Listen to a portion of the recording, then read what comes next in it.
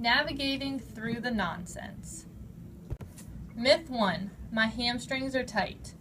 The reasons you may think your hamstrings are tight. Systemic protective responses, protective tension, neurological tension, and immobilization can all cause tight hamstrings.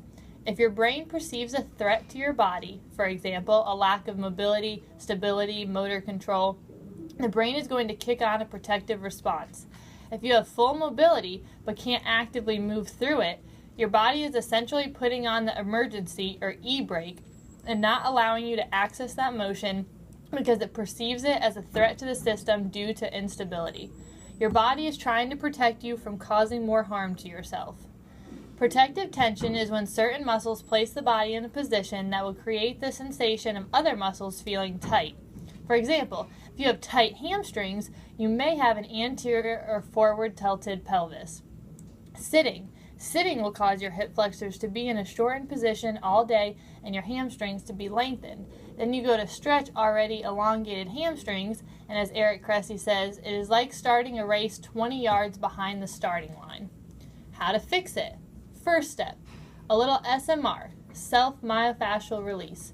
Examples, foam roller or lacrosse ball or tennis ball. Second step, mobility work for hips, core, and upper back.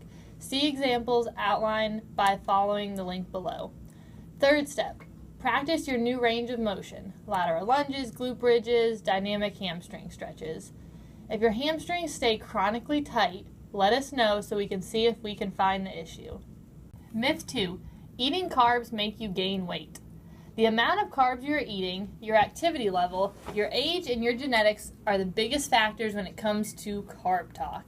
But if you like to exercise regularly and enthusiastically, restricting your carb intake too drastically can lead to decreased thyroid output, increased cortisol output, decreased testosterone, impaired mood and cognitive function, muscle catabolism, suppressed immune function. We now know that eating too low carb for too long can cause significant disruptions to many hormones.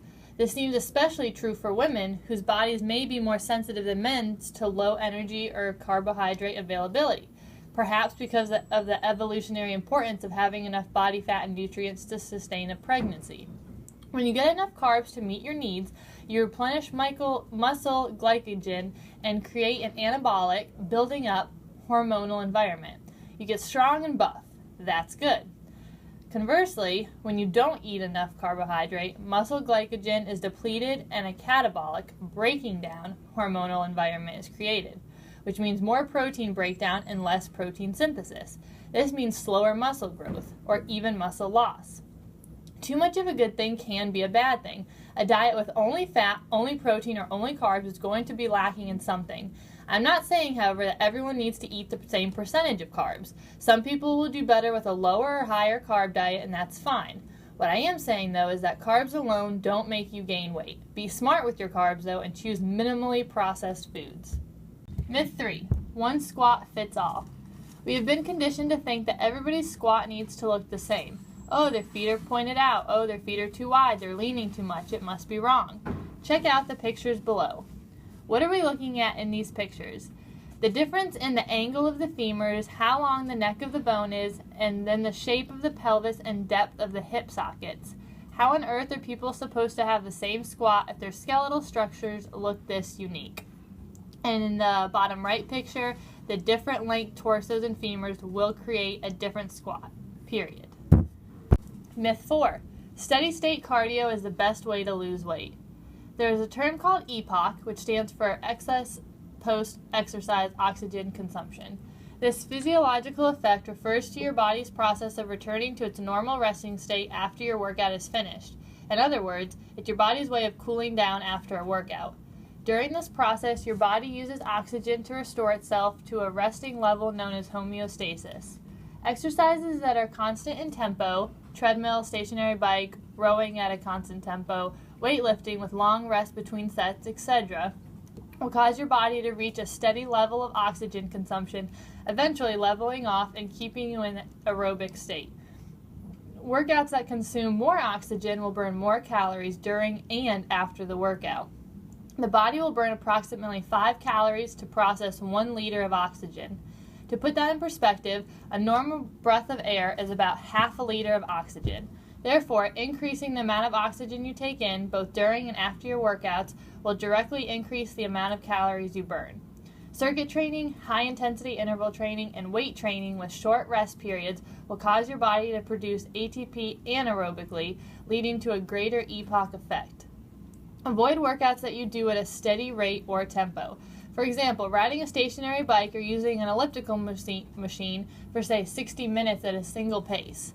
True, you will work up a sweat and you may feel exhausted at the end, but these types of workouts minimize the overall effectiveness of EPOC and your body's ability to burn calories after your exercise ends. Focus instead on strength training with compound multi-joint movements. Even better if you do circuit training that alternates between upper and lower body movements. Heavy training combined with shorter recovery intervals will increase your body's overall demand for ATP, which will be produced anaerobically, maximizing the effect of EPOC. Myth 5. Why everyone should lift heavy weights. Number 1. Torch your body fat. Always thought that cardio is the ultimate fat burner? Wait until you start lifting heavy weights. A recent study published in the journal Applied Physiology, Nutrition, and Metabolism showed that when you lift heavy loads of about 70% of your maximal lift, it will help you to get strong and lean because it will cause a significant afterburn effect. This means that your body will use more energy after you are finished with your workout. It gives your metabolism a giant boost and will burn heaps of calories. In comparison, cardio hardly has an afterburn effect. The effect of cardio stops the minute you hop off your treadmill. Furthermore, muscle plays a huge role in raising metabolism. A pound of muscle burns about 60 calories a day, while a pound of fat only burns 5 calories. When you get more muscle tissue because of heavy weightlifting, you'll burn more calories all day long. So be more efficient and substitute the treadmill for heavy weights and burn more calories. Number 2, fight osteoporosis. Believe it or not, but research has shown that lifting heavy weights over time not only maintains bone mass, but can even help to build new bone. Thus, lifting is not only good for making your muscles stronger, it also helps to make your bones stronger. Number 3, lose belly fat. Yes, ladies, you read it right. Lift heavy and you'll get a tighter midsection. Researchers of the University of Alabama found that women who lifted heavy weights lost more intra-abdominal fat, deep belly fat, than those who just did cardio. It also lessened your risk of diabetes, metabolic syndrome, and some cancers, according to the researchers.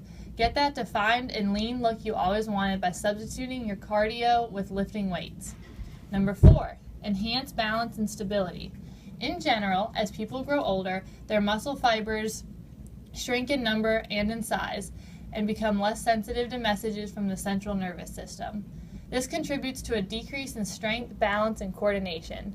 The extent to which this occurs depends on a number of factors, including genetics, diet, smoking and alcohol use, and most importantly, physical activity level. Researchers have shown that weightlifting can help to increase balance and stability. Love to eat? You should be eating. If you're trying to put on weight, you must eat enough calories to build that muscle. A caloric deficit is still needed for losing weight, but when you add weightlifting to your regimen, you will have to eat enough to get through those tough workouts. Myth 6. You should stretch before you work out. Static stretching is a no-go before working out. Wait, what is static stretching? Static stretching is used to stretch muscles while the body is at rest.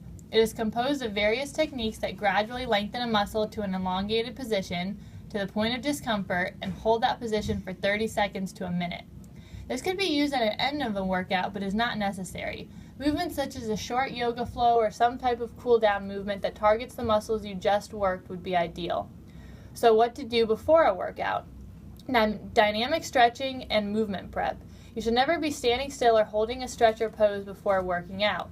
Research shows that this can make your muscles weaker prior to exercise and performance and strength suffers. The movements and speed of the warm-up should mimic the workout. The exercises will begin slowly and then gradually increase in speed if the workout is going to require quickness, sprinting, agility, or so on. If it is a strictly strength-based workout, the warm-up will be a little slower with a lot of focus on form and what muscles are being activated. Myth 7. You can tone and target where you lose weight. False and false. So what is toning? The word tone simply describes the state of your muscles. When at rest, your muscles are in a constant state of partial contraction in order to be ready for action. Over the years, people have taken the word tone and redefined it to mean how lean we are, or how defined our muscles appear. In fact, it's even a gender-specific word. Women go to the gym to tone up, while men go to the gym to lift weights and build muscle, but the truth is they are the exact same things. Becoming lean and building muscle requires lifting weights. While you can lift weights to change your body, you're limited as to what you can really change about your muscles. In a nutshell, this is what your muscles can do. 1. Grow larger and or stronger. 2. Shrink smaller and or get weaker. If your goal is to see your muscles, your goal isn't toning, it's losing body fat. And whether you're a man or a woman wanting to bulk up or slim down, you'll do the same kinds of exercises and training methods. The myth of toning is often tangled up in the myth of spot training. Someone might say, I want to tone the back of my arms, so I'm going to do tricep exercises. Fine, you can and should work your tricep muscles, but that isn't going to get rid of the fat around your triceps, which is what keeps you from seeing that muscle. If you reduce your calories, lift weights, and do some cardio, you can lose body fat. Can you lose it over your triceps? Sure you can, but only your body will decide when or if that fat over that particular area will go.